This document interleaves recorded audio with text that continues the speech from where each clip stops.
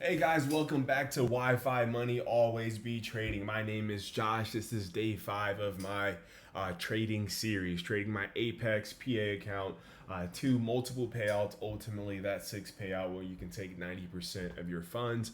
We're coming in live here, looking at the micro gold futures, which is MGC. We are looking at our weekly chart here. My weekly bias is I ultimately do want to see, would like to see gold trade down to this old high, which was a previous wick, as it also matches the downside of the week of February 3rd, the first week of last month. So I expect the first week of this month to also touch that point just based on price action here. But if it doesn't, like I mentioned before, I'm a day trader. I trade with the trend there.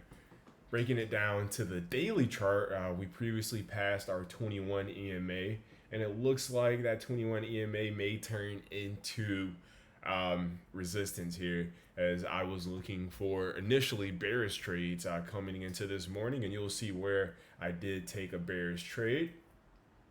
Going further down to the 4 hour here, I made my first bearish trade based on this candle here. Actually, looks like it was respecting the 9 and 21 EMA.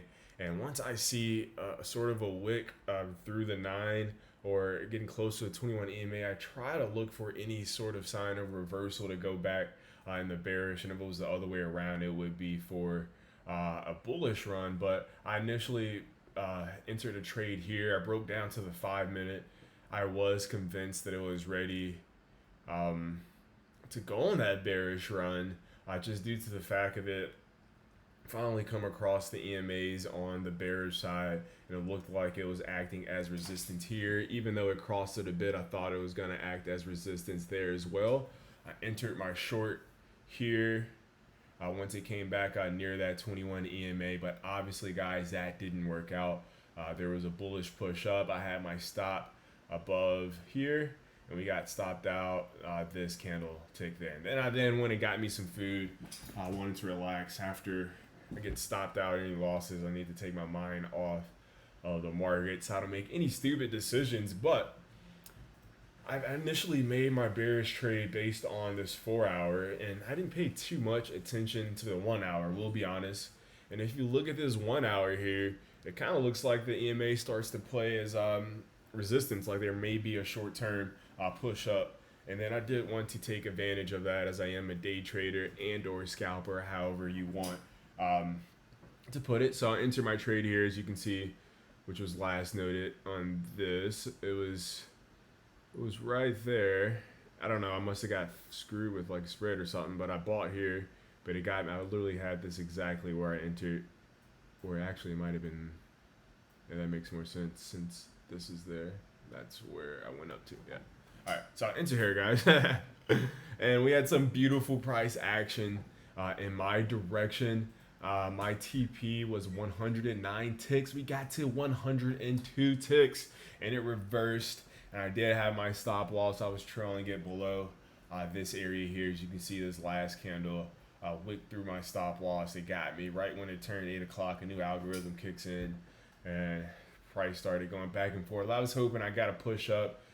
Only reason I usually put my stop, my take profit at 100 ticks, which it would have taken, but my stop loss initially was actually below here, which had it at $550. I just wanted a true 1 to 2. And going for that true 1 to 2 lost me about $300 to $400, as I only needed 7 more ticks. And it got me stopped out. I ended up, on that first trade, I lost 290. On the second trade, I made about, I don't know, just doing some math here, I'm positive 290 now. Around like 580, but I'll put it up here on the screen, what I actually made. But man, going for that extra 7 ticks cost me about 30 ticks. So, hey, don't get too greedy. Even if it's a couple more ticks, stick to your game plan. Lesson learned. Hey guys, so I actually did take an additional long position here that recently closed. I'm bringing you guys into the 4 hour chart here. I'm actually going to draw Fibonacci to show you guys from the previous swing high to our swing low that we're currently on. This is our 50% and 60% levels. Just want to show you guys why I drew these two yellow lines there. First, looking at the 1 hour, like I recently explained, my bias is now bullish due to the bounces off this 21 EMA, and coming into every day I have a bullish and bearish target. I do have a bias in which I would trade in with more conviction, but you have to be fine with being wrong and noticing that I am wrong. It's going the other way, trading that direction as a day trader and scalper. But looking at the 1 hour here, we have some nice bounces off the EMAs, breaking it down further to the 15-minute. This is where we had our high level impact news.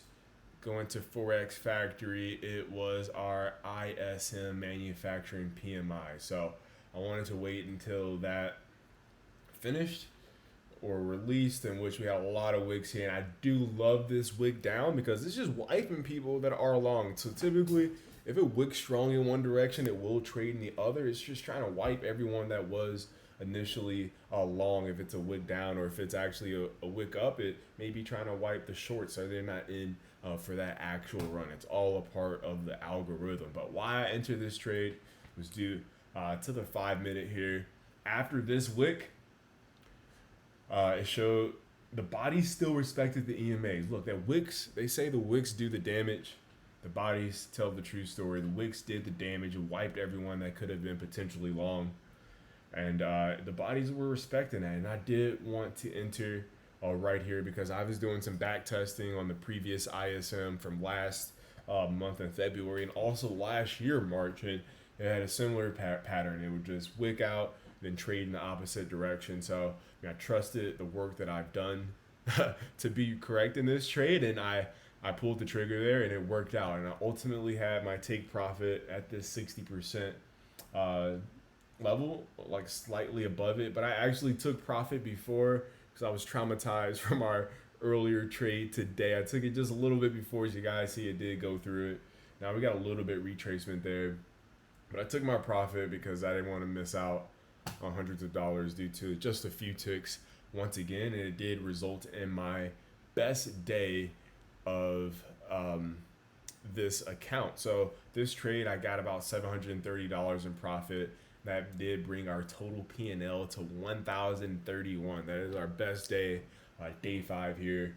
Let's keep on moving. I'm most likely done today, but you guys will hear from me if another trade has place. Till next time.